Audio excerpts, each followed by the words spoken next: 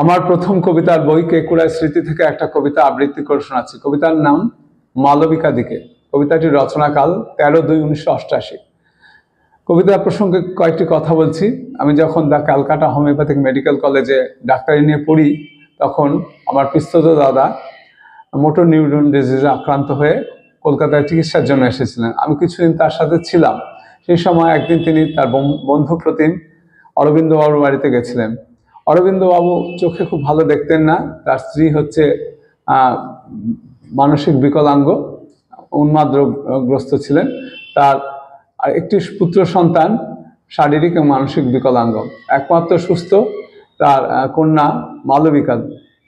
সেই মালবিকা একাধারে সংসার সামলাচ্ছে, একটা পাশে স্কুলে সে মিস্ট্রেস, তাছাড়া বাড়িতে একটা চমৎকার বাগান আছে, নিজ হাতে করছে, সবই নিজের হাতে করে। একাধারে তিনি যেন দশভুজা।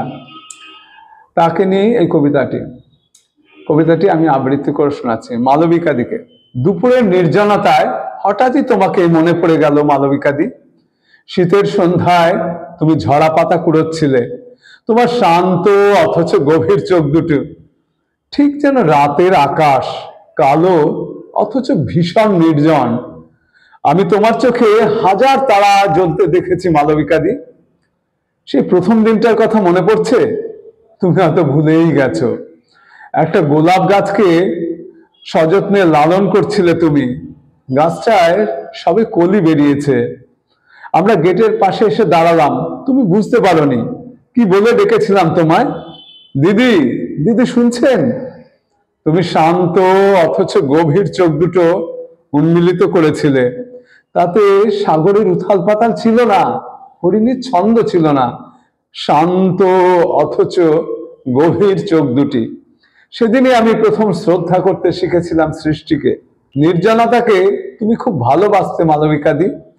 তোমাদের সেই বাগান বাড়ি, বাঁ হাতে ঝাবের আন্দোলন, ডান হাতে ছড়িয়ে থাকা শিয়াল কাটার হলুদ নির্জনতা আমার বড় ভালো লেগেছিল। আরো ভালো লেগেছিল প্রচন্ড ঘূর্ণিঝড়ে এলোমেলো অবিন্যস্ত পৃথিবীকে সাজিয়ে তোলার তোমার অক্লান্ত প্রয়াস। আমি তোমার মধ্যে এক স্রষ্টাকে দেখেছি। তোমার সেই সৃষ্টি আজ দুপুরের নির্জনতায় ভাবাচ্ছে আমাকে একটু বেশি করে।